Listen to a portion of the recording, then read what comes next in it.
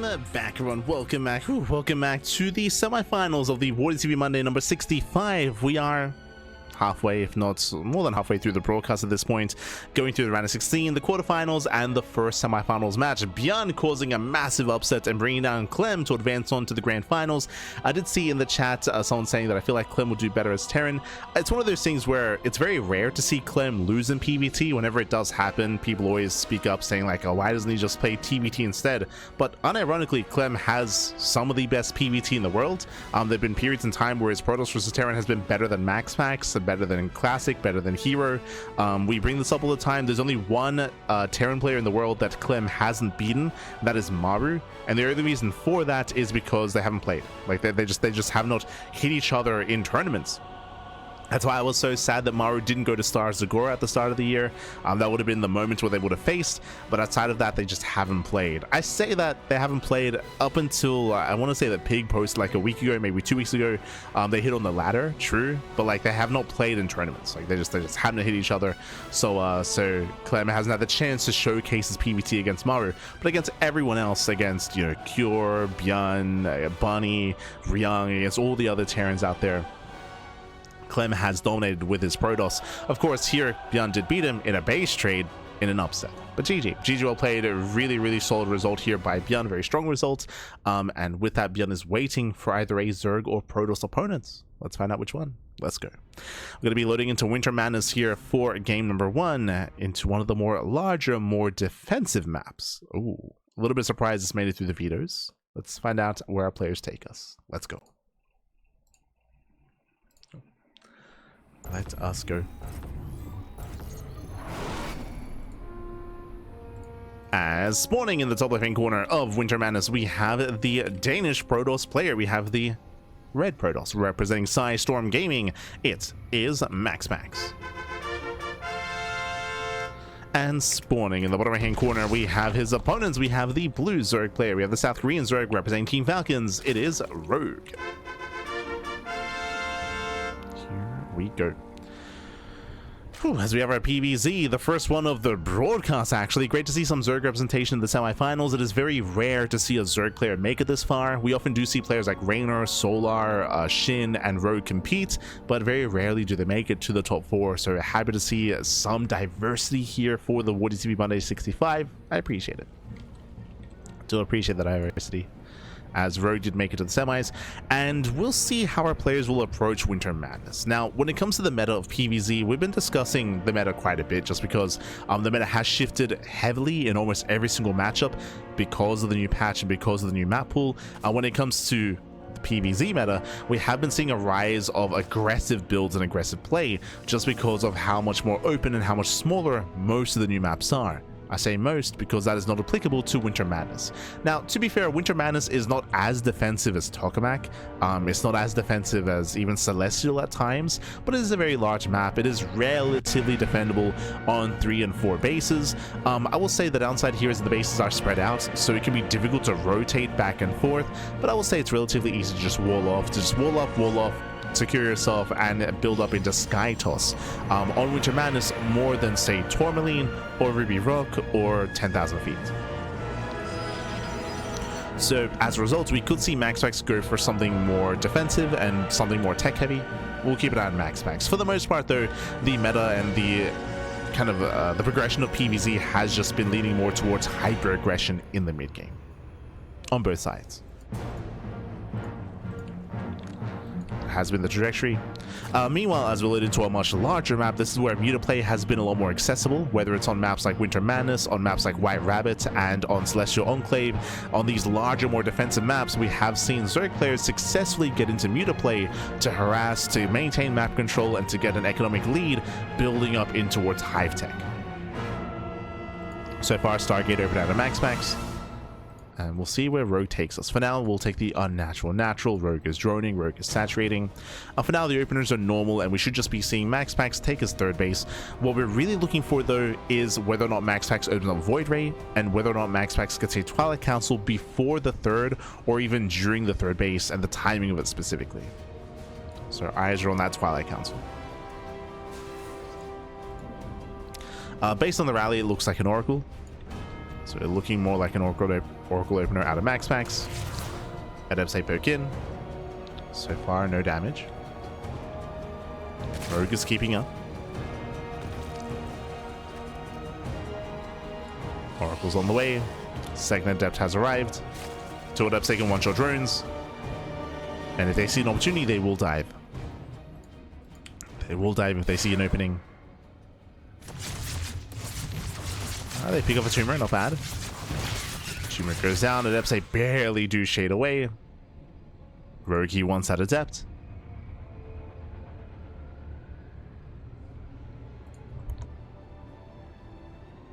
Ooh, nice movement out of MaxPax. Does regenerate some shields. Oracle moves in and the Adept is safe. Saves the Adept.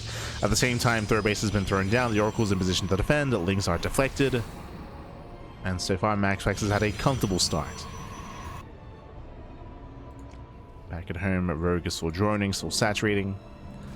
Still building up. MaxPax, he commits to the shade, gets into the natural, into the third, and two drones. So yeah, two drones going down, not bad. Gets two workers, Oracles are coming from behind, getting a third and a fourth drone. Nice damage here by MaxPax. And because of all this aggression, his third base is safe. So far, at least. We do see the counterattack. Rogue, he has to apply some pressure to the third. He's hoping he can force back MaxPax. MaxPax is already on his way back home. The Oracle is in position. Meanwhile, this is going to be a standard timing of the Twilight Council and Forge. It looks like +1 and Blink. This should not be Glaives. This could be early charge. Could be. But so far, everything looks standard. And as you recall, if you remember at the beginning of the game, we did mention that on Winter Madness is a higher chance we do see standard play here on this map. Because it is one of the more defensive maps in the map pool. Meanwhile, early Evo Chamber, Rogue going into +1 melee, going into what looks to be Ling Hydra. Save the Roach Horn out of Rogue. We'll see if he commits into any kind of Roach commitment. And Roach production. Oh. Two more drones. Lings they poke in, Adepts are in position. And so far it's been 6 drone kills. 6 drone kills so far, and MaxPax has had the better start.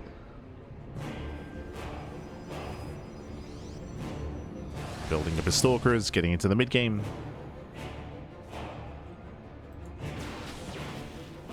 Just clearing up all these spotterlings. Rogue, he should be, there we go. I was about to say he should be skipping Roach production and just focusing on his Ling Hydra, and there it is. That Roach Horn is cancelled. Goes to the Bane Nest.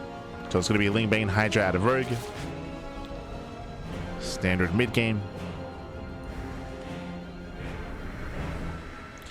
MaxPax is poking in, but he shouldn't find too much damage here.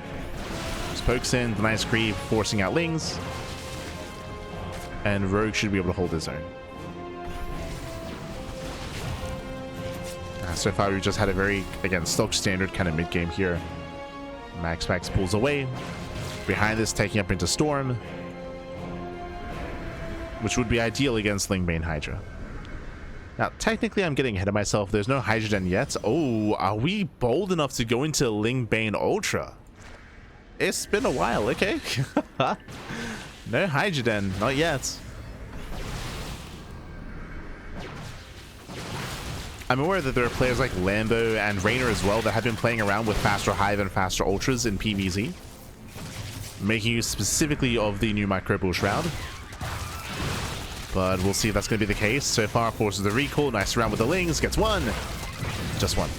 Two. So 2 Stalkers get picked off. Storm is on the way. Roki has gained map control. Is rushing into +2 melee. And again, the infestation bit is done. Show us that Hive. There it is. Hive is on the way. No Hydra Den. This does scream Ling Bane Ultra. Okay. And again, this typically coincides with the Infestor and with Microbial Shroud. As Lings are collapsing in. He wants the Archon, and he barely does get it. Nice pickup. Archon goes down. Now, if you remember, a couple of years ago, Dark was very fond of going Ling Bane Ultra even before the change to the Infestor. This was back in the ancient Cistern map pool. This would have been, what, 2022-ish era of StarCraft? And it's very difficult to pull this off, but ideally what you need to gain and maintain map control with Mass Link, right? You have to be hyper aggressive and make sure that MaxPax never moves out across the map, just so you can have the breathing room to build up, to drone up, and to get into your ultras. So far, MaxPax is securing his 4th base. I believe MaxPax has yet to scout and confirm. He does get eyes on saturation, but seeing pure Ling like this and seeing the lack of Hydras, it does scream Ultra, right? Like, so MaxPax should have an idea as to what's going on. Technically, this also could be Mutas. In MaxPax's mind, I mean. In his mind, it could be like spiring to Mutas, but to be honest, we would have already seen Mutas by now. So based on what we're seeing and based on what we're not seeing, everything points towards Ultras from the side of MaxPax. That is as the Ultra Cavern.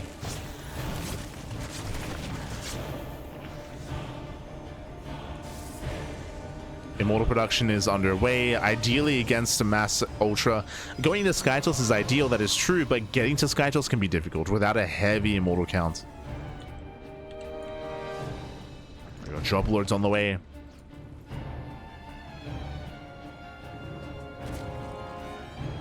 MaxPax turtling up into Skytos. But again, his current ground army is still lacking. Rushing into Skytos too quickly can get you killed. And this might be too quick. Oh, no bathing speed. Jesus, bathing speed only just now starting? That's a mistake. Yeah, that's a mistake. Rogi just realized that he had no bathing speed.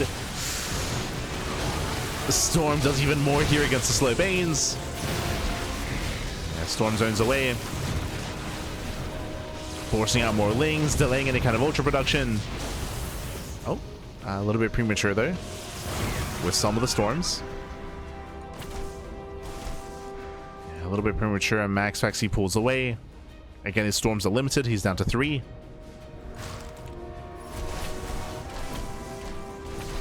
Things they attempt to run by. Nice round on the Zealots. Surrounds at least some. Motherships in production. Now we have the second robo. This feels late. It's a late second robo. Right now, MaxPax needs as many Immortals as he can get. Immortals, Archon, Storm. MaxPax needs time. He needs more time. The Ultras are coming. Now, we are missing something. If you notice, if you remember, initially when we saw this, it was like, oh, it's going to be Lingbane Ultra Infestor with Microbial Shroud. There are no Infestors. There's no Microbial Shroud upgrade either. So this is a more... Oh, as Lings, they bust in.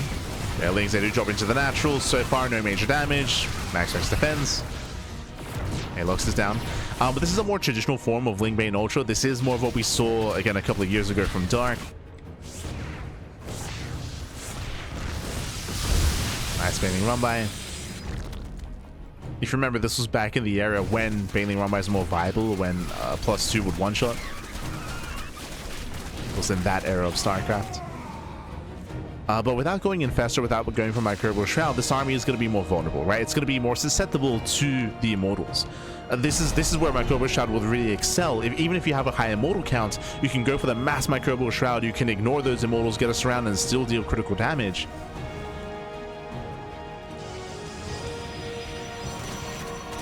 Without that supportive spell, I'm not entirely convinced. Nice kill though. That's a kill, not a cancel.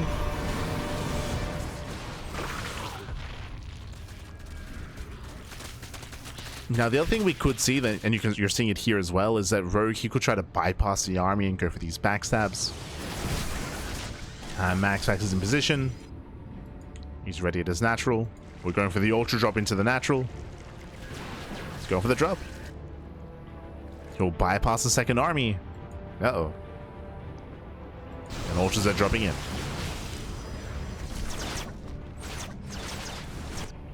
He's dropping at the same time. We have a Spire on the way, getting ready for Corruptors. Ultra drop into the natural. Do we get a recall? Do we counterattack? And MaxPax, he commits. His natural base is forfeit. Nice Storm on the Banelings.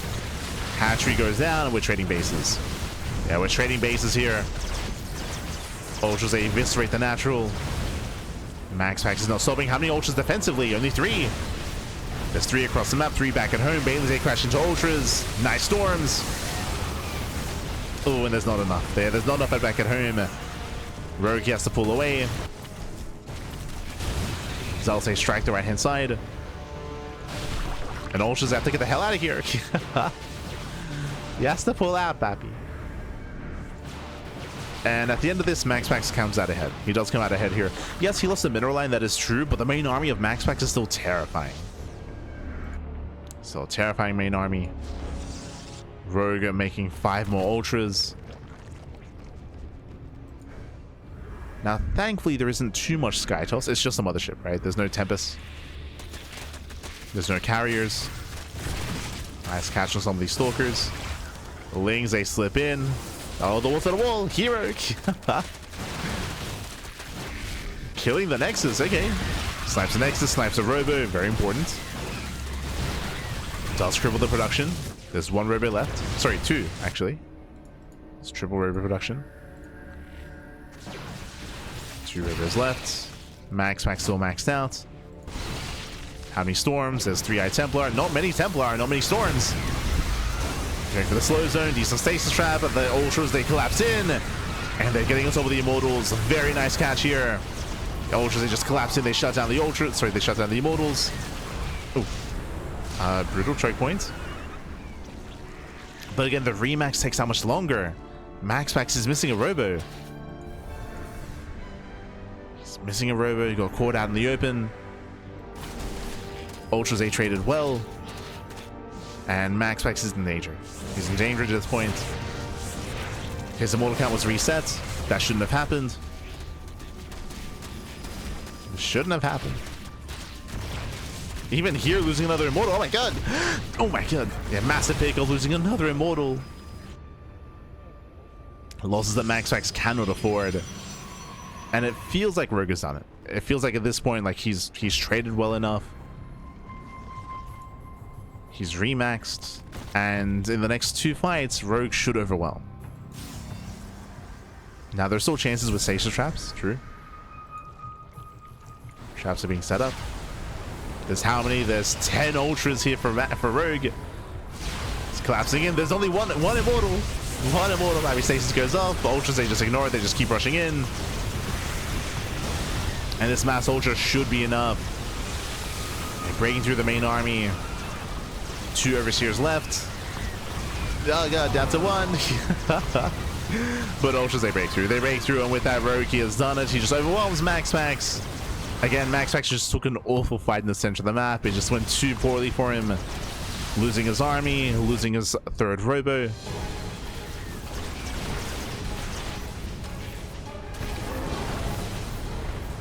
And Rogue can just rebuild, remax, and do it again. I was a little bit concerned that he wouldn't be able to break the forces of MaxPax without Microbial Shroud, and that would be the case if we saw this. Like, if we saw Rogue trying to break a more defensive position, then I do agree that we would have needed Microbial Shroud. But fighting out in the open and MaxPax getting caught with his pants down, I mean, who needs it, right? Needs Microbial Shroud. Just collapse on the army.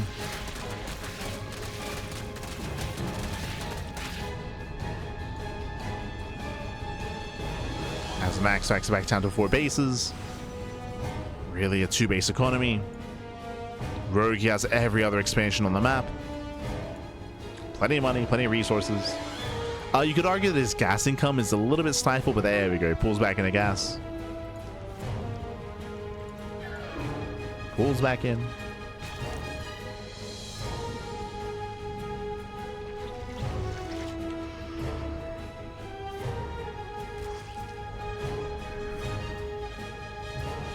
And MaxPax should never be able to expand. Whenever MaxPax tries to get a 5th base, Rogue should be there to stop him. Should be there.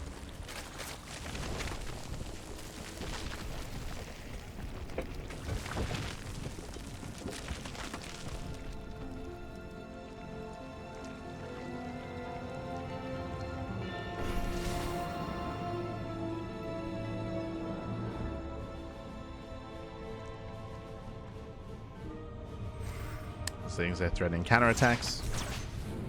Once again, Rogue, he's only checking for expansions. It's really patient play. Very, very patient here out of Rogue. So he doesn't want to overextend. He's morphing in his Brood Lords. There's no need for Corruptors here. Just because there's only 1 unit in the sky. Just a mothership. As long as there's detection, should be fine.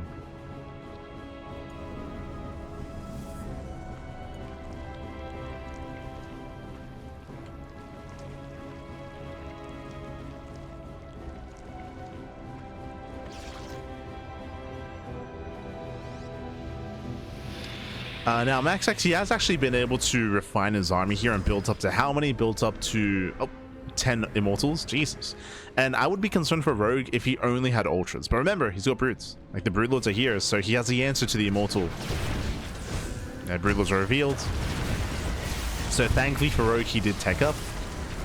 Tempest production has begun now that the Broodlords have been shown.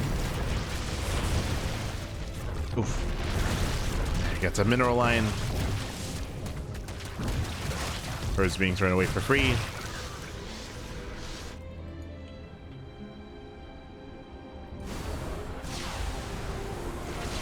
The mudship is going on a trip. Interesting.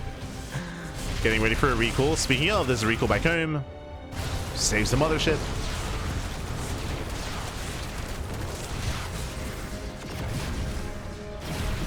MaxPax does get one of the expansions. Nice catch on the very nice catch on these Lings. Get into the bases. There's the recall back home. Recall to the mothership. But the fourth base mineral line goes down. Aye. Yeah, the cloak is too late. The base goes down.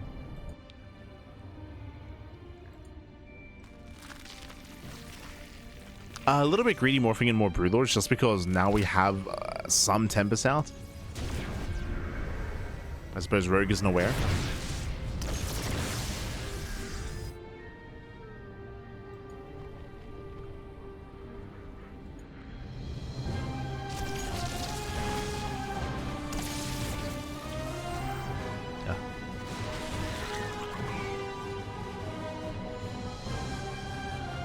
And again, it's really on Rogue to engage ahead of time. This army that you see from MaxPax is terrifying. Like, it's a very, very beefy army here, but it's very ground focused. And again, MaxPax, he has no bank, right? He has no bank, he has no economy. So any unit that MaxPax loses, he cannot replace.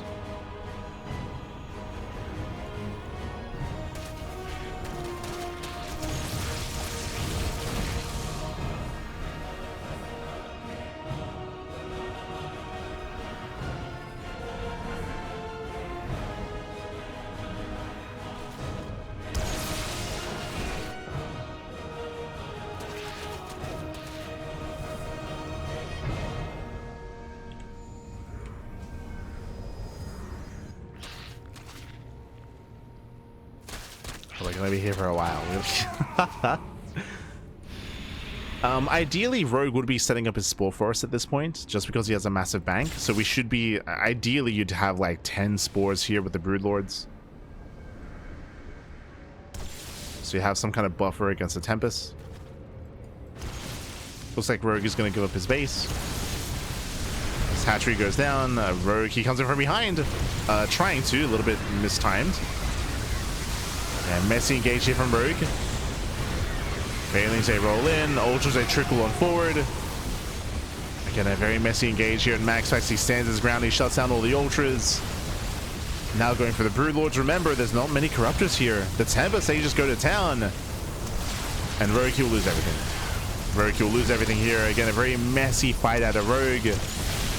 He'll lose every single Broodlord.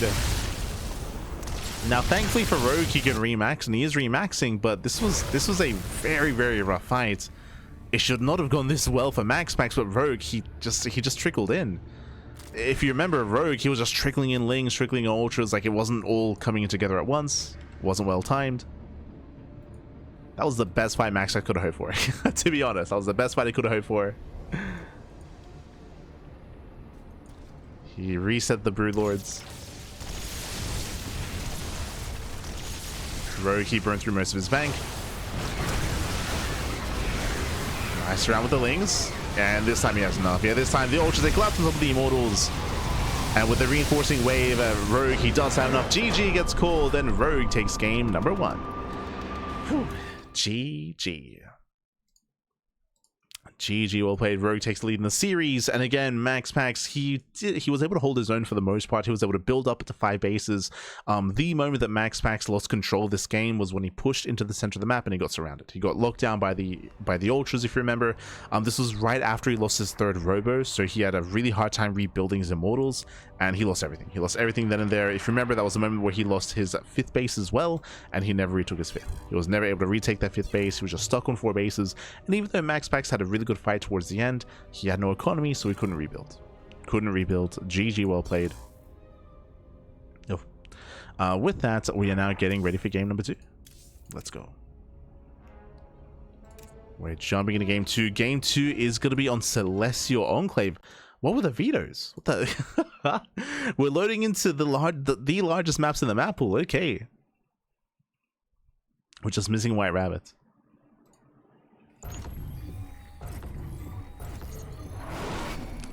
As spawning in the bottom hand corner of Celestial Enclave, we have the red Protoss player. We have the red Protoss himself. Oh, we have the Danish Protoss representing Storm Gaming. It is MaxPax. And spawning in the top right hand corner, we have his opponents. We have the blue Zerg player, the South Korean Zerg, representing Team Falcons. It is Rogue.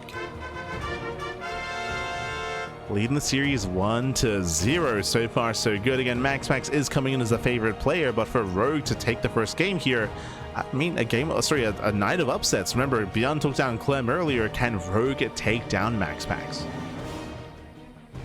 Let's go. As Rogue, he has denied his natural. So from here, we can even just pylon block as well. Or attempt to. Just body blocking. Back at home, MaxPax is setting up, and he will force the... oh god, he forces the pocket base. Jesus, a nice win here for MaxPax. So very inefficient expansion here for Rogue. Nice win for MaxPax. This will slow down the creep, and it also, of course, slows down the economy. As Rogue is going hatch gas pool.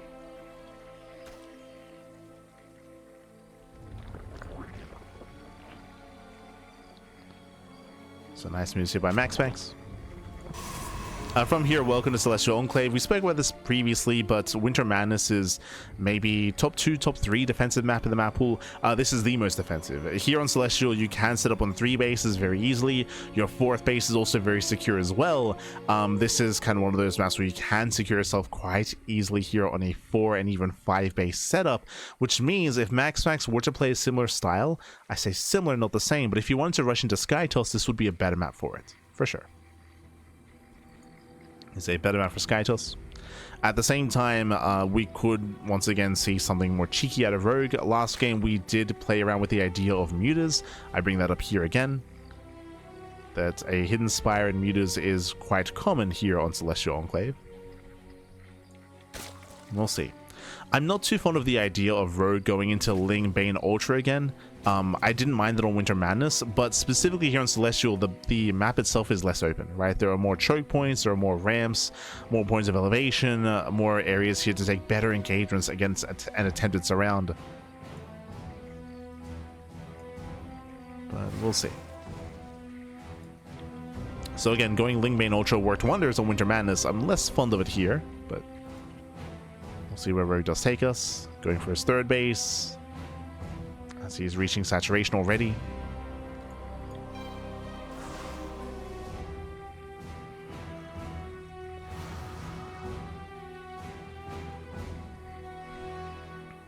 See in the chat, the best block is a hatch block. True. Gibbage.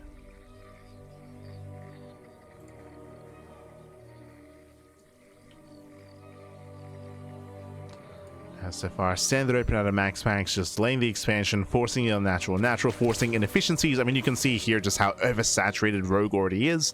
The reasoning for this is that this pocket base is safe because it's it's a pocket expansion, but there are less mineral patches. There's only 1 gas geyser, less patches, so less efficient. Rogue, he needs that 3rd, he needs a base.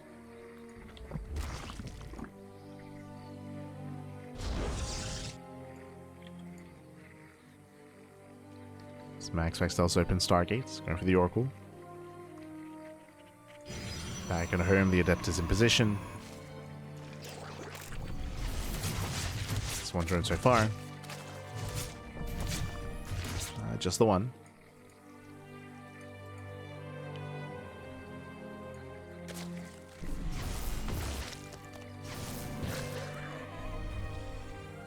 One, two, three drone kills. Back at home, we have our Twilight Council. We're waiting for the Forge.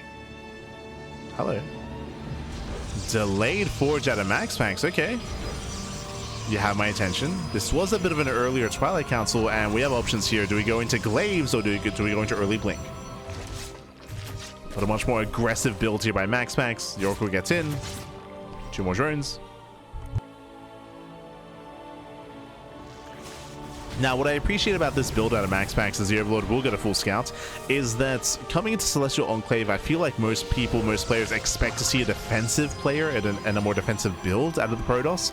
So MaxPax kind of working against those expectations and being hyper aggressive instead. And with this, the move out the overall blink timing should be designed to hit the 4th base. Should be.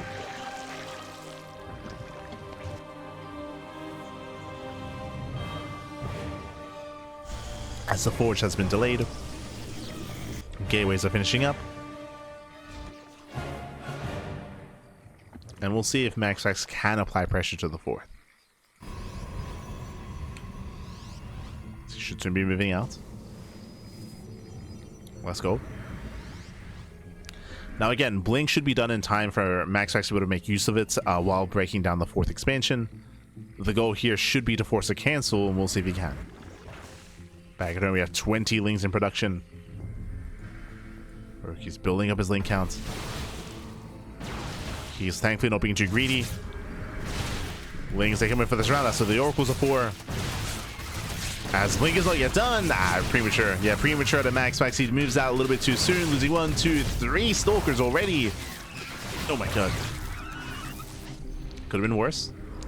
Nice engage there from MaxPax. He does punish those Lings. That's how many that was. 21 Lings for 3 Stalkers. I mean, ideally MaxPax doesn't lose those Stalkers, but he traded well nonetheless. Traded well. Blink is done in 7 seconds. Army gets spotted. Rogue is trying to get in position.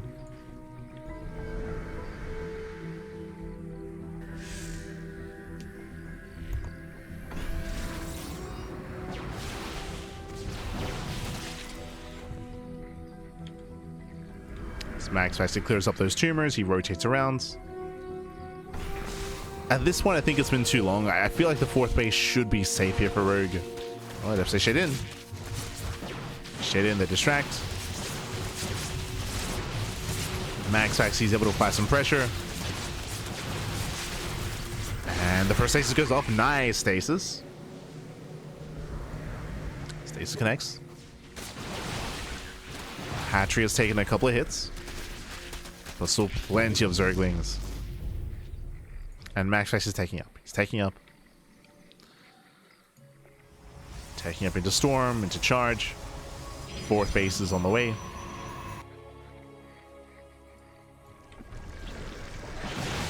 Again, MaxPax, he may not have been able to deny the 4th base, but he has traded well.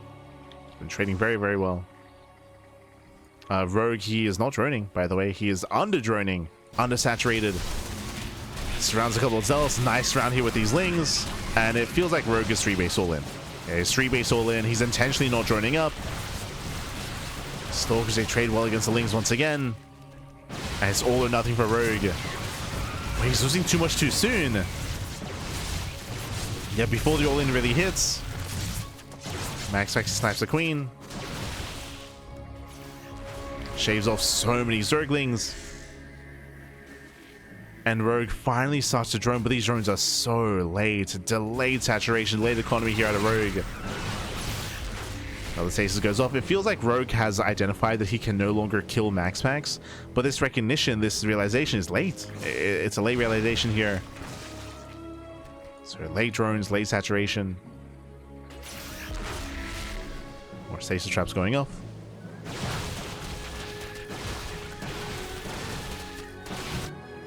Here comes Zealot run by, sniping the 5th base. That's a kill, not a cancel. Hydras are exposed. Bailey run by does get into the mineral line, but these Hydras, they should not be here. Oh no! An expensive army, expensive losses here. There's no Hydra speed, by the way. No Hydra speed. They try to waddle away. That's going to be, what, 9 dead Hydras. And Max actually just keep going. You just keep on pushing. So many Hydras going down. Links in. Nice focus firing. Without the Bailings, it looks like Rogue should hold. Rogue, he's holding on. He's surviving. Even catching 2 Stalkers towards the end, not bad. Does get a couple of Stalkers, and once again, Rogue again, very undersaturated. He's got 69 workers, nice. Now getting his 5th base, he's focusing on his Ling Hydra, but again, he still has no Hydra speed, just now realizing. Last game, we forgot about Bailing speed. This game, forgot Hydra speed, so it finally has begun. I mean, that would have been quite impactful in the defense, in the retreat, and in the aggression as well. So it feels Hydra speed, man. They've been so slow.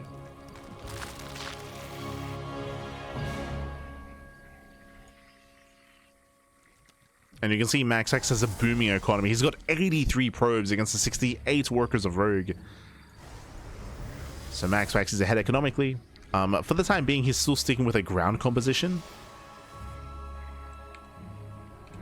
There's only one robo. No fleet beacon yet. I spoke too soon. There it is. Fleet beacon's on the way. I mean, now is the best time for this. For MaxPax to just tech up and to out-tech his opponent. Rogue, he's doubling down. Again, Rogue, he has no hive. There's no hive, there's no lurkers, no further tech. Bailing's there with a high Templar, gets one. Gets one Templar. Storm, Jesus, the storms. Bailing connects. High Templar to survive. And the Bailings, they don't quite make it through. That's what 2 High Templar getting slammed towards the end. Again, it's all or nothing for Rogue. Rogue, he gets into the mineral line, and can he end it? Rogue is all in. He's breaking the main army. That was, what, 3 High Templar going down full of energy. No storms. Gets into the mineral line. And Rogue, has he done it? Rogue gets the expansion again. There was so many Templar there and so many wasted potential for Storm. Rogue kills the base. He's going to keep going. Turning back now is not an option. We just gotta send it. Send it back.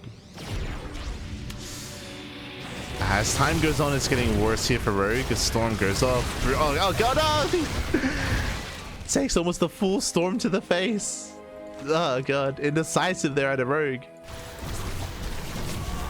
Prism goes down. Rogue turns everything around. He F2's back home.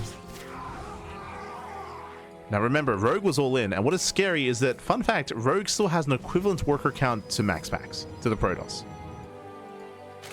So MaxPax economically is still fine, by the way. He lost the base, that's true, but he was ahead. Like, he could afford to lose it. Like, Rogue, we gotta keep going. Remember, he's Lair Tech all in. No lurkers, no hive, no nothing. Just Lair Tech all in at a Rogue. Does go for the fresh mining base. True. Bailings, they roll in. Ooh, forces out an Archon. Big move. There were 2 more storms there and they get wasted. Base is going down. Rogue is going to keep going. Barely gets the expansion.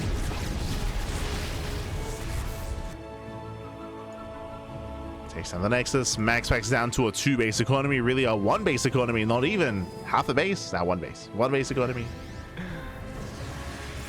At the same time, though, Rogue also doesn't really have the best mining either, is the reality. He's oversaturated. Still rallying over. Remember, Rogue has a less efficient composition, a less efficient army.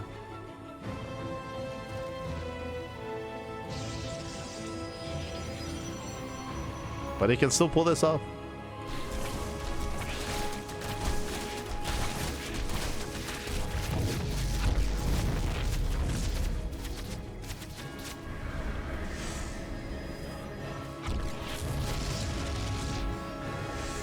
Is he giving MaxPax too much time? I'm still busy with the Zealots. Nice connections. Brings up the Chargelets. Like Rogue, he's done well killing bases, but this army, it's getting bigger and bigger. With how many you have? 4 High Templar, 4 Templar, 4 Storms. Stasis traps as well. Base out 1. Base out 1 stasis. The other connects. Decent connection. Storm in the Bailings. Slow zone as well. Bailings, they do not connect. Yeah, no major connections with the Bailings, but that was the final High Templar, final Storm. Hydras are on their own. He needs more Lings. And Zealots are coming from behind. Yeah, they're coming from behind. They collapse on the Hydras and a massive cleanup here. MaxPax, he shuts down the main army. They get a much stronger engage here. The Storms are brutal. And as we mentioned, the Bailings just did not connect.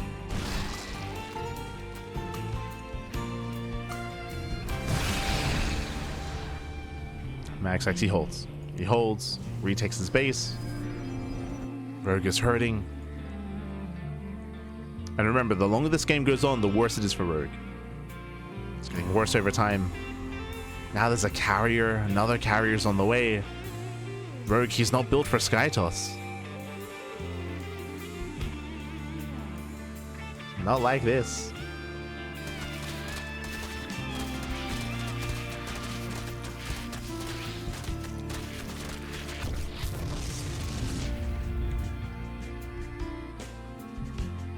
And again, at a certain point here, Rogue could have made the decision to drone, to get another expansion and to actually drone and actually have an economy, but he has refused to do so. Like again, he's committed. At this point, it's too late, to be honest. Like, I'm referring to like 3 minutes ago. I'm referring to the moment where he killed all the expansions and when MaxPax was down to 2 bases. I feel like in that moment, then you can make the decision to tech up into Hive and to drone up. But that time has come and gone.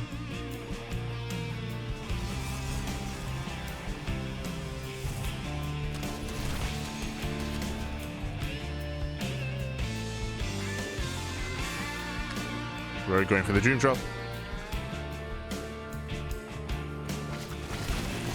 That's force a recall. I'm gonna get out of here. That's a lot of Hydras.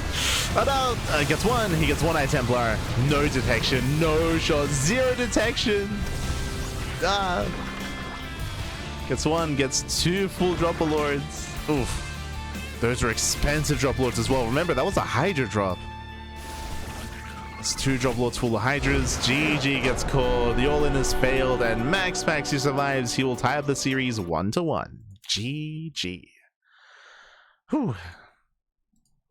GG, well played. It was close. It was very close, very clutch, very impressive play there by Rogue to be all in. He committed into a layer tech all in on 4 bases. His goal there was to break MaxPax, but as we mentioned, the longer the game went on, the worse it became for Rogue, as the all in was losing more and more strength over time, and eventually MaxPax did recover. We did mention it that there was a moment in that game where we could have seen Rogue make the decision to start to drone, but he chose not to, right? It was specifically the moment where MaxPax lost his bases. He lost his 5th base, he lost his 4th base. He was down to a 1 base economy on 2 Nexi. But Rogue, his decision there was to try to double down and kill. And we saw what happened there, right? We saw he just barely didn't have enough. He wasn't able to trade well enough, wasn't able to break the main army, and in the end, over time, MaxPax recovered. GG. GG, well played. With that, we're now getting ready for the ace match. We're getting ready for game number 3. Let's go. Loading into that 3rd and final game. Going to be loading into Title Citadel for game number 3. Oh boy.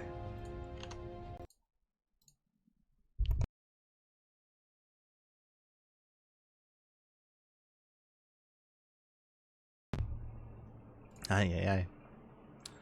One of the more quirky maps in the map pool, I will say.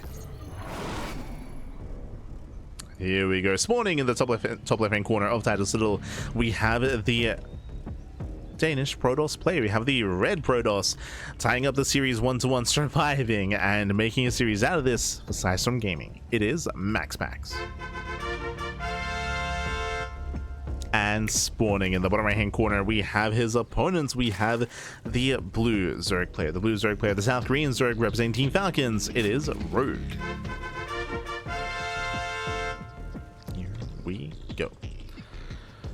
Whew. As we have our ace match here, we've made it all the way to game 3. Welcome to Title Citadel, a much more awkward map in the map pool. Now the reason for this is because it is a larger map, that is true, and it has relatively defendable bases. We have a choke point, pretty wide choke point, coming into the linear third base. We do have multiple entrances into the triangular third, but what I will say is that these bases are very spread out. They're very spread out here. The third base, the fourth base. As a result, defensive rotations can be quite awkward, can take a long time, and it can be difficult to keep up with your opponent's movement as the defender. So that is a bit of a caveat to how defensive you can be on this map. So we'll see how our players will approach this. Rogue has been hyper aggressive this series so far. Game 1, Rogue of course went for Ling Bane Ultra. Game 2, he went for a Lair Tech all-in off of a 4-base economy, which do exist. 4-base all-ins, I mean, we just saw that. Just saw it. I mean, 4-base all-in is generous. He had 69 workers, so 3-base saturation. So 3-base all-in. With a 4th base just for Larva. What does Rogue go for this time?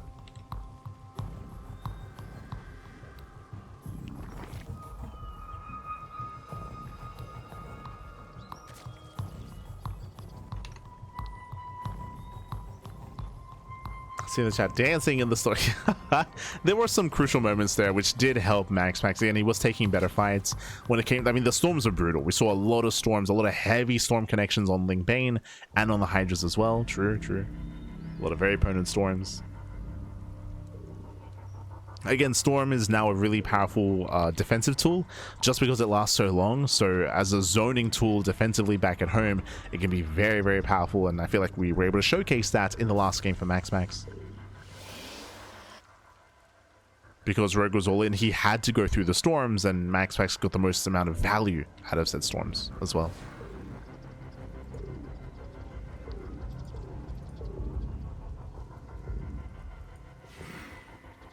There we go. But now, Stargate open out of MaxPax.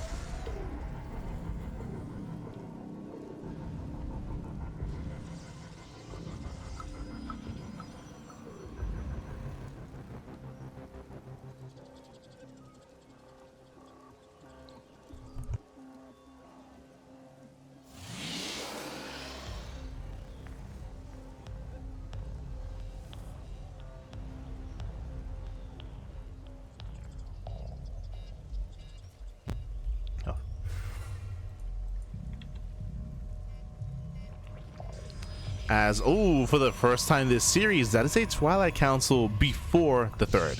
Okay, so the fastest Twilight Council we have seen so far in this best of 3. With this earlier council, we could see a couple different things. Overall though, hyper-aggression. Hyper-aggression out of MaxPax. This can lead into early glaives. This can lead into early early charge, this can lead into early blink, but for the most part we're leaning towards glaives here from the side of MaxPax. Gateways are being thrown down, and show us the tech of choice. Meanwhile, it's on Rogue to confirm. Rogue, he's poking in. Shows glaives. There it is. Glaives are on the way. Now, if Rogue skips his Roach Warren, and if you remember, this series, he has been skipping his Roach Warren, or at least canceling. If you remember last game, or sorry, was it 2 games ago? Game 1, where Rogue, he got a safety Roach Warren, then he cancelled and went for the Bailey Nest. Here, early Evo Chamber screams plus on melee, screams Ling Hydra. Does he get a safety Roach Warren? If not, he could just die to this. Oh boy. Adepts are massing. Again, this is very intentional, but MaxPax is banking his Adepts here at the natural base. There it is, safety Roach Warren, thankfully. So Rogue, he's playing it safe, Roach Warren's on the way. Again, he does not intend to make Roaches, but it's here in case he needs them, and he will need them.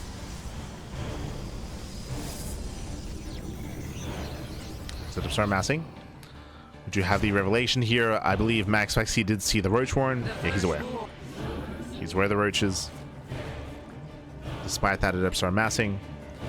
Having the Roach Warren is one thing, but making Roaches is another. As here we go, MaxPax, he will move out.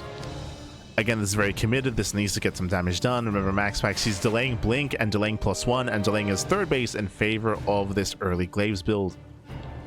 So there's a lot riding on this. Setups they move out. They get spotted by the Zelnaga tower. Rogue, he knows roaches are amassing, and does Rogue wall off in time? He should. There we go. He does wall off with the Spore Crawler. Yep, there we go. Does wall. Evacuates with the drones. That's not a wall. Uh-oh. There is an opening into the natural. Adepts a shade in, and does he check the natural wall? Oh, doesn't quite commit. Finds drones. Yeah, drones going to be going down at the same time. Blings they bust into the third base. Adepts are in position, and Adepts will defend. So Roki defends well. Shades back into the third. The drones are the drones that came back too soon. Oh no! Yeah, they came back too soon. Drones are going down. Not bad. Nice pickoffs here by MaxPax. Back at home, Blink is on the way. Stalkers are amassing. And these Adepts, they've done well for themselves. They get 6 drones. They trade well against the Lings. The Oracles, they hit the third base. Once again, getting... Oh! Forcing out the Eva Chamber. Sorry, Spore Crawler even. And Rogue is going for the all-in. So Rogue, he's sustained a lot of damage here, and he's going for what looks to be a 2-base all-in. 45 workers. You can see here, no drones. So the drones here at the third base are basically a fake out that make it look like he's macroing, but he's not. There's no macro, there's no drones, no saturation. We're committing to the 2-base all-in. We're going for the German taxi. Where's the taxi? There we go. There we go. Taxi's morphing in. Queens are amassing, and it's going to be all or nothing. Either Rogue kills MaxPax or he dies trying. MaxPax taking a 4th base. This is very greedy. He's throwing down some cannons, shield batteries. Overlord does load up. And Rogue moves out. Okay, back at home, what do you have to defend? Blink, I believe, is done. Yeah, so Blink is complete. There are a couple of defensive Adepts. Stalkers are ready. Shows stasis. Very nice. Stasis goes off. Oh my god, full Doppler goes down. That's 3 queens. 3 queens get sniped. Ay. Nice target firing out of MaxPax. Going for the final queen. Yeah, no more queens. No more anti-air. GG gets called. The all-in fails. And MaxPax, he will take the series 2-1. Advancing on to the grand finals. GG. Whew. GG, well played. A very intense final game here. MaxPax opening up with the Glaive Adepts, able to deal some decent damage, trading well against the Lings, getting 6 drone kills as well. He crippled the economy, and Rogue, because he sustained so much damage, he made the decision to go into the all-in. So he responded, he reacted with the 2-base all-in.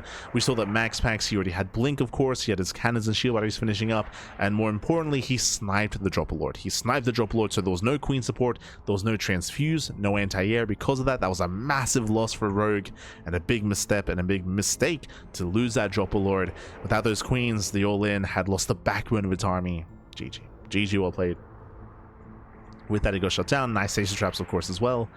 And MaxPax, he will advance on to the grand finals. Let's go. Let us go. It was brutal. Like, to lose 3 queens full of NG immediately. Again, that means no transfuse. That means there's no anti-air against the Oracle. That means there's no support for your army. You're lacking your creep. It's a big blow to the all-in. It was brutal. There we go. With that, we have our finalists. One moment. It is going to be a best of 5 grand finals between who? Between MaxPax and Bjorn. As a reminder, Bjorn took down Clem earlier in the semifinals, was able to bring him down in that PVT, and Bjorn has been patiently waiting for his next opponent. Oh,